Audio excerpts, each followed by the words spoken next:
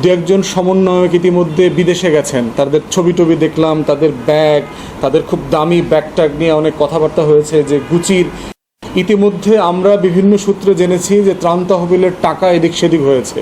দু একজন সমন্বয়ক ইতিমধ্যে বিদেশে গেছেন, তাদের ছবি টবি দেখলাম, তাদের ব্যাগ, তাদের খুব দামি ব্যাগ ট্যাগ নিয়ে অনেক কথাবার্তা হয়েছে যে গুচির এত এক্সপেন্সিভ ব্যাগ কেনার সামর্থ্য এরকম একটা মধ্যবিত্ত নিম্ন মধ্যবিত্ত পরিবারের ছেলে মেয়েদের থাকতে পারে কিনা। অতএব অনেকগুলো প্রশ্ন জড়িয়ে আছে। একজন সমন্বয়কের একটা পোস্টে দেখলাম যে ব্যয় বাদে বাকি টাকা আছে। প্রশ্ন হচ্ছে কিসের ব্যয়? বলা তো হচ্ছে এখনও কোনো টাকা খরচ করা হয় নাই, তাহলে কোথায় কিভাবে ব্যয় হয়েছে?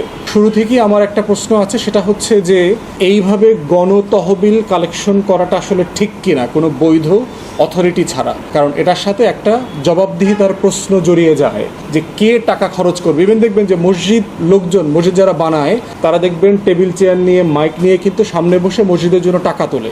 সেই মসজিদের কিন্তু একটা মসজিদের অ্যাকাউন্ট থাকে, সেই মসজিদের কিন্তু একটা কমিটি থাকে, সেই মসজিদের ইমাম মুয়াজ্জিন আছে, মুসল্লি আছে, যারা জিজ্ঞেস করতে পারবে। প্রত্যেক জুমায় দেখবেন জুমার নামাজে কত কালেকশন হয়, পরের জুমাতে মসজিদগুলো বলে দেয় যে গত জুমাতে আমাদের 10,000 টাকা, 12,000 টাকা, 30,000 টাকা আমাদের কালেকশন হয়েছে। তো সেই জায়গাতে নাম চেনাহীন ব্যক্তিরা যদি বসে চেয়ার টেবিল নিয়ে, যাদের কোনো অ্যাকাউন্ট নাই, সংগঠনের নাম নাই, সেই সব জায়গাতে ত্রাণ তহবিল কালেকশন করাটা খুবই রিস্কি, কিন্তু কাজটা মহৎ।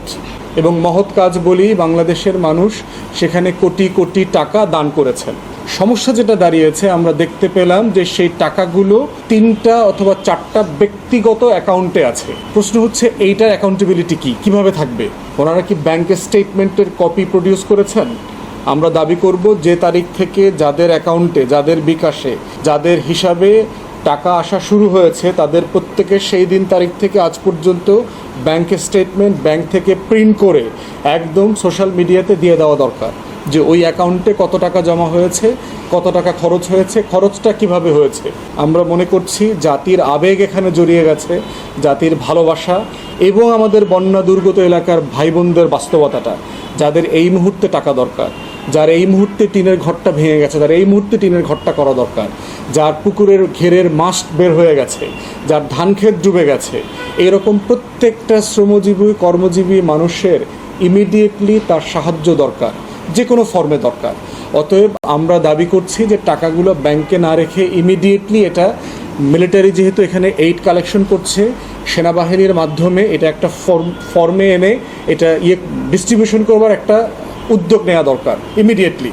এবং এটার পুরো টাকার হিসাব জবাবদিহিতা দেশের মানুষের কাছে দিতে হবে। কারণ ছাত্র সমাজের প্রতি জনগণের যে আস্থা, ভালোবাসা, সম্মান আছে, সেটা গ্র্যাজুয়ালি যেভাবে কমে যাচ্ছে, এই ঘটনাটার কারণে এটা আরও কমে যাবে যদি এটা একটা সুন্দর ব্যাখ্যা, স্বচ্ছতার সাথে, জবাবদিহিতার সাথে জাতির কাছে দেয়া না হয়। বন্যার বিষয়ে আমরা দেখলাম যে টিএসসিতে ছাত্র যারা আছেন তারা বিভিন্ন প্ল্যাটফর্মে বিভিন্ন জায়গায় চেয়ার টেবিল দিয়ে বন্যার সময়টাতে তারা ত্রাণ সংগ্রহ করেছেন এবং অসাধারণ রেসপন্স পেয়েছেন জনগণের কাছ থেকে। মানুষজন আসছে, লক্ষ লক্ষ টাকা বক্সে ভরে, প্যাকেটে ভরে, মহিলারা, আমাদের মা বোনরা তাদের অর্নামেন্ট পর্যন্ত, অলংকার পর্যন্ত দিয়ে গেছেন। তো সেটার কয়েকদিনের হিসাব আমার চোখে পড়েছে। প্রথম দিন কত হয়েছে, দ্বিতীয় দিন, চতুর্থ দিন, আমি 3-4 দিনের একটা হিসাব দেখেছি।